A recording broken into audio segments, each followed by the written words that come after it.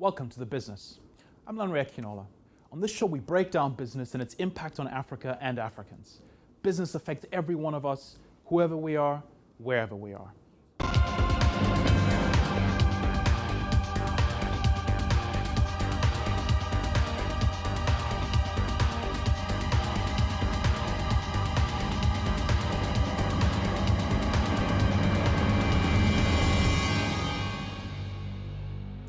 In the news this week, Ethiopia plans to sell a 30 to 40% stake in its state-run telecoms monopoly and split the company in two in order to spur competition.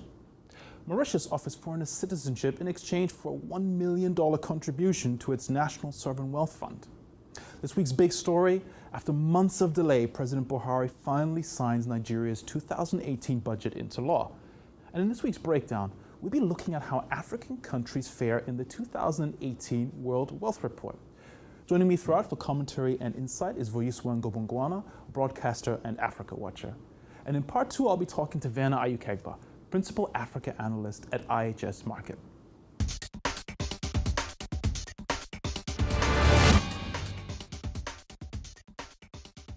The Ethiopian government has announced that it will sell a substantial stake in its state-run telecoms monopoly and split the company in two. The purpose is to spur on competition.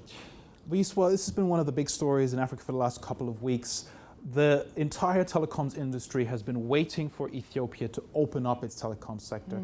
It's got a 100 million strong population. It's the last frontier for the mobile industry on the continent, which has been one of the big success stories since the turn of the century. They're finally opening up the market. It's good news both in terms of what happens in telecoms, but it's also reflective of more reform in the Ethiopian economy. Your thoughts on this? Absolutely, very much motivated by, the twin pillars of the need to have a healthy economic environment that's competitive, because competition stimulates growth. They know that on a basic level. And the other pillar being maintaining control over the communications industry, because that is where protest movements garner force and attention. And that dictatorial government, because there is no other way of describing it, has been very reluctant to let go of that arena. So I, as an Africa watcher, will be interested to see how much censorship there might be around people being able to express themselves more freely. But for Ethiopia as an entity, it's progress. It's certainly a big shift, and that the refusal to open the sector previously has been seen, or was for a long time seen, as part of that sort of state-led development mentality, anti-business, and inherently suspicious of their own people. So it's got to be encouraging. But also they're inherently suspicious of Western economic entities who are there to make a profit.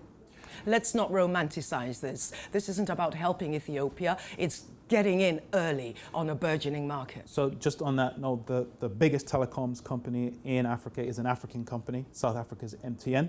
Second biggest is an Indian company. So it's not just the Westerners who are making money here. Yeah, but who runs MTN? South Africans. That's the do. question. Okay. Anyway, we'll have to move on from this story. Interesting times for telecoms in Ethiopia.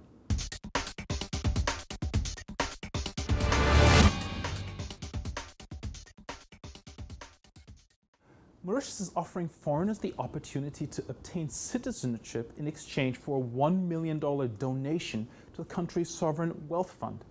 Family members can also obtain citizenship for an extra $100,000 each. So it's been a tight couple of years for African governments. A lot of budgets across the continent are stretched. Is this a novel approach to raising public revenue? Certainly it's certainly an unusual step.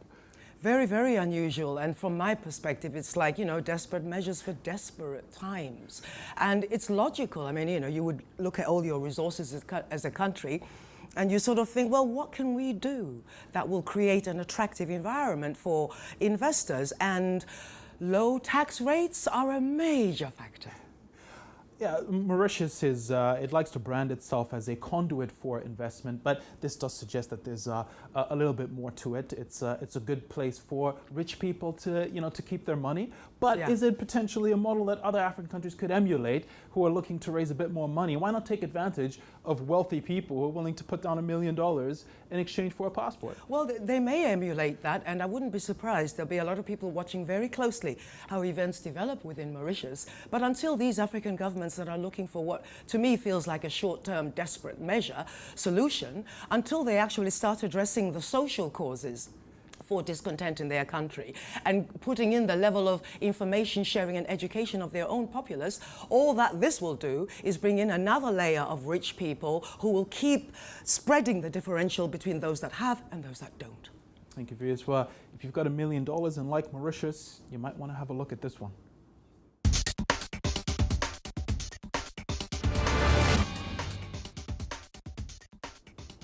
This week's big story is Nigeria's budget, which has finally been signed into law. Can it help boost the economy ahead of elections in February? Viaswa, it's been a long time coming, but President Buhari has at long last signed the 2018 budget into law, only 6 months after it was supposed to have been signed in the first place. Now, it's a record budget for Nigeria, $25 billion. It's a 20% increase on last year. What is the significance of the budget being passed?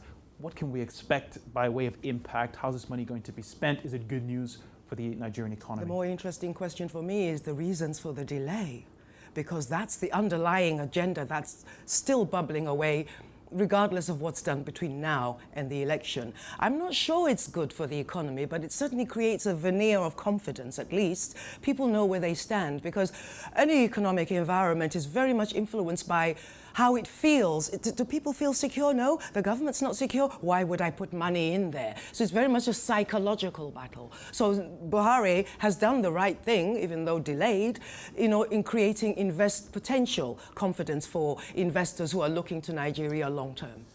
This isn't just about investors. This is about how the country invests in its own assets and its own development needs. And no one will argue that Nigeria needs more by way of public expenditure, whether it's to address basic issues like infrastructure, healthcare, education. The key question, as always, is this money actually going to be used in the right way? And you said earlier, what's behind the delay? We all know there's an election coming up.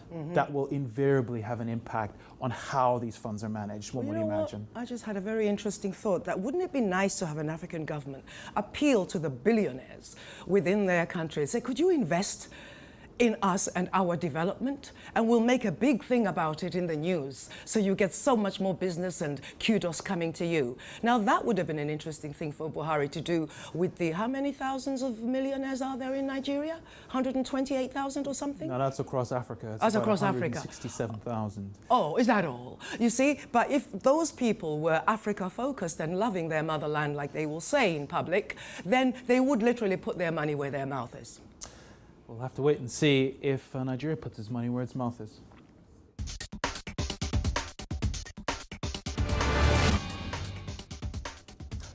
Every year, a Paris-based global consulting firm, Capgemini, published their World Wealth Report. The 2018 edition has just been launched. What does it tell us about private wealth in Africa? Well, I don't know how you feel about wealth rankings and rich lists. The world is full of them. This is an interesting one. It tells us that the old cliche that the rich just keep getting richer is actually true. Such a depressing. Private wealth for high net worth individuals has exceeded $70 trillion, and I didn't say that wrong, trillion dollars for the first time. The top 1% have been the biggest earners. Africa is still a fairly small part of this story. There's about 167,000 high net worth individuals in Africa, about 0.5% of this huge amount of money that's sitting there in private hands. What's your reaction to this? It makes me depressed when I see this, because what it does is rubber stamp in the collective consciousness this pyramid idea that capitalism thrives on, that the rich will keep getting richer and the poor just have to stay where they are. Now, who benefits from seeing these figures? What is the point of creating these rich listing unless, from the perspective of an African who wants some change, more equitable distribution of wealth, you utilize these figures as a way of targeting those individuals and saying, what are you doing to help our motherland? Well, that's what I'm interested in. I guess it depends on the conclusions you draw, and one of the conclusions is an issue that's long been understood across Africa, which is the need for more inclusive growth. that yes, you can have GDP growth, but what does it matter if the money flows into a small amount of hands? Perhaps this can serve as a reminder for the need for policies that are aimed at actually driving structural reform. Do you see anyone responding positively in that respect? Do you see any evidence that across Africa, governments are taking this need for more inclusive growth seriously? I think they're being forced to because of pressure of the system that they're working in being so pathetically inefficient, even for them. Now, when the people making profit find it's not as profitable as it used to, that's their stimulus for change. Not so much concern about those below them on the pyramid. So I see no other examples on the African continent that are motivated by the positive inclination of wanting to assist the greater majority. It would be more a reaction to keep the gravy train flowing, in essence, and that's what's going on. Thank you, Viezwa. You heard it here. The rich do indeed keep getting richer. Join me in part 2 when I'll be talking to Verna Ayukegba, Principal Africa Analyst at IHS Markit.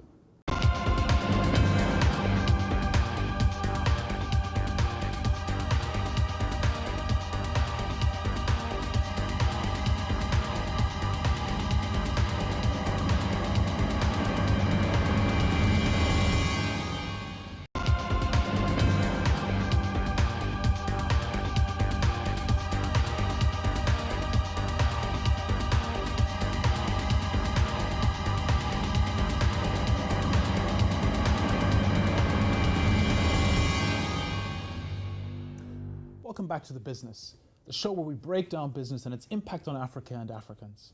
I'm Lanre Kinol, and I'm delighted to be joined by Verna Ayukegba, Principal Africa Analyst at IHS Markit. Verna, thank you very much for joining me on The Business today. Thank you for having me, Lanre. 2018 is turning out to be quite an exciting year for a number of countries across Africa. Change is a really strong theme from East Africa to Southern Africa. We've seen it in Zimbabwe, we've seen it in South Africa, we're seeing it in Angola. But I think one country really stands out, and that's the country we're going to be talking about today, which is Ethiopia. The former Prime Minister, Haile Mariam Desalegn, he stepped down in January. There's been a new Prime Minister in place since April, and he is overseeing sweeping changes across Ethiopia, economically and politically. Let's start with the economy. It's been a long time coming. Investors have been waiting for this for years. Ethiopia has announced that it's finally going to start liberalizing its economy in a meaningful way. They're opening up state-owned enterprises, including the telecom sector. Talk us through a little bit of the significance of this. Now, this is extremely huge for Ethiopia, particularly because Ethiopia has often had a closed hand around its economy in that sense and not literally let a lot of foreign investors to come in. In telecoms, for example, Ethiopia has a population of over 100 million people. Now that is a huge market for telecoms. And we have seen in the past regional companies like MTN or like Safaricom try to move into Ethiopia, but then the Ethiopian government has always been very reluctant to accept this. And so opening up Ethiopia's telecom sector is a huge opportunity for these companies to be able to tap into this market. It's also a good opportunity for Ethiopia to be able to attract better technology and better services into its market. It feels like the country is moving into the next phase of its development story. It's been the fastest growing economy in Africa since the turn of the century. It's the fastest growing economy again this year, almost 9%. I think it's 8.5%. Why is this shift happening now? Is it just external pressure here? Because we know that Abiy Ahmed, the new prime minister, has come in on the back of mass protests for years and years. Is that what's really led to this big step here? The new prime minister certainly seems like a gentleman who is in a rush to achieve a lot of things. But yes, you're right. The protests, which we saw, the Oromo protests as they're called, which have been going on since 2014, I think, have actually showed the limits of the previous government and the current system, or the previous system, I would say, given that there's a new prime minister with a new system, in terms of using a very centralized government in that sense to be able to control everything and for the government to be everywhere and to be able to take care of everything. So the limits of those of that system has been shown, and now the government is responding and reacting and trying to say, okay, we think we need to liberalize here and getting capital and expertise from outside to come, of course, in a staged manner in that sense, to be able to allow them not lose control significantly. That phased approach is very reminiscent of China. Yes. And Ethiopia has for many years been quite clear that they favor that kind of approach. Yes. Are we, we've talked a lot about economic transformation in Africa. No country has really pulled it off. Are we looking at perhaps the one country here that might be able to emulate some of the huge success stories we've seen in Asia? I would hope so, but they still have a tall hill to climb. If you look at Ethiopia demographically, they are extremely poor regions in that sense. And so even though we see the boom story around Addis Ababa and the infrastructure which is going on there, I think they do still have quite a journey to go in that. It's a long road ahead, but they shouldn't struggle to attract foreign capital. It's all about how this is used to drive meaningful economic development, surely. That's true. They certainly shouldn't struggle. And if you see, we at IHS Market are still forecasting something like 9% growth next year. I do personally think that there's a lot more in the tank in terms of growth for Ethiopia. But then the reality here is that being able to have a total change in the way the economy is run, and by having state enterprises release their control, is going to be a tough challenge and a tough sell for the economy overall, and for people to be able to see these benefits to spread in a way that people expect. So I really do hope, but would have to wait and see on that one. Well, look, the other side of the story here is, of course, the politics. And while Ethiopia has been, as I said earlier, the fastest growing economy in Africa for some time, one of the huge question marks has always been around political reconciliation. Yes. You have the majority of the country, from an ethnic standpoint, is politically marginalized, has been for a very long time, which has been the main source of the protests. There too, we're seeing big changes. The ODF, the Oromo Democratic Front, which is an exiled opposition group, has been invited back into Addis, which would have been almost unthinkable even 12 months ago. And that is aimed at overcoming that, which one is hugely significant in terms of the economic growth, but again, evidence that this government has decided we need to move forward. Absolutely. I think we need to give huge credit to the previous Prime Minister Haile Mariam Desalegn for acknowledging that the system which he was running had gotten to its limits, and he was not the face of change which was needed to push it ahead. So it's already a significant change for the new Prime Minister, who comes also from the Oromo region, to be the one who is in charge. Also, with respect to his background in terms of his age in that sense, and not having been a major player in the revolutionary fight, to be the one who's moving the country forward. Would have to see what the talks bring, but he has a balancing game to play also, because we have entrenched political forces in the TPLF, which still dominates the ruling coalition. So the Prime Minister has a balancing act to be able to, on the one hand, make sure he brings back a lot of the Oromo dissidents into the fold, but at the same time keeping the TPLF on board. And maybe that's the biggest risk here, is change is always scary, and someone somewhere loses when change occurs. Yes.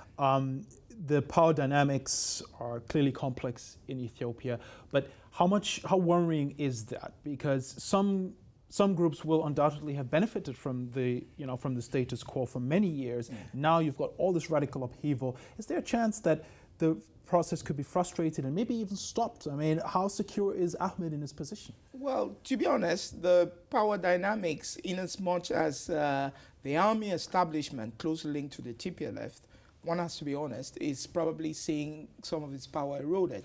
Recently, heads of securities were changed in that sense, and this is not something which we've seen in as much as it's happening and unfolding. And so certainly one of the risks is some kind of a counter push to be able to arrest this. That's all I could say. And the momentum just feels overwhelming. I mean, for years, as you said earlier, the previous government basically tried to just crack down on protests. And it feels like the country is just behind this now. This is not just about the people in power. This is also just about the population. Yes, certainly so. And this is something which we've also seen in other places in Africa, where you have a youthful population which has said enough is enough, and we want to move beyond what has been happening in the past days. And so guess what? You have a youthful population which is on social media, which is very often very urban in that sense, which is pushing this and is demanding more in terms of services. How big is this as a regional story, as an African story? Clearly, these are times of great change for Ethiopians, but this is also really important for East Africa and for Africa as a whole. 100 million population, it should be and will in the next few years become the biggest market in East Africa and potentially could rival Nigeria as the leading market on the continent. It is an extremely huge story. If I was an investor, I'd be putting my dollars, my euros, or my pounds into Ethiopia. I think it's a great potential, big economy. The population dynamics are great. And also with respect to the person who we have in as Prime Minister now. I earlier said he looked like a Prime Minister who was in a hurry. We have seen him now arrange a meeting between Salva Kiir Mayardit, the current president of South Sudan, and Riek Machar, who was the previous vice president. This is a meeting, we haven't seen a meeting like that for the past 2 years. And so there is movement in that sense in the region. And this is something that many people might not appreciate, but Addis has always, from a political standpoint, been a very important hub for Pan-African issues, but also even international issues. It houses the African Union. All sorts of international activity takes place in Addis. Do you see that ramping up as you see this change sweeping through Ethiopia? It is extremely important, and if at all we see the Ethiopian Prime Minister's recent travels and to Somalia. We're almost out of time, so final point on this one. Yes, if at all we see the Prime Minister's utterances in the press, his visits to Somalia in that sense, it shows that he's taken a proactive approach to make sure that he pushes an African agenda. So certainly... It's like he understands that Ethiopia has a responsibility beyond its own borders. And he looks like somebody who's in a hurry to make it happen. All right, Werner, thank you. We have really regrettably run out of time. I'd love to talk more about Ethiopia. I think it is the dark horse of African development. But thank you so much for being on The Business today. Thank you for having me. That's all we have time for. Thank you for watching The Business, and please join us again next time.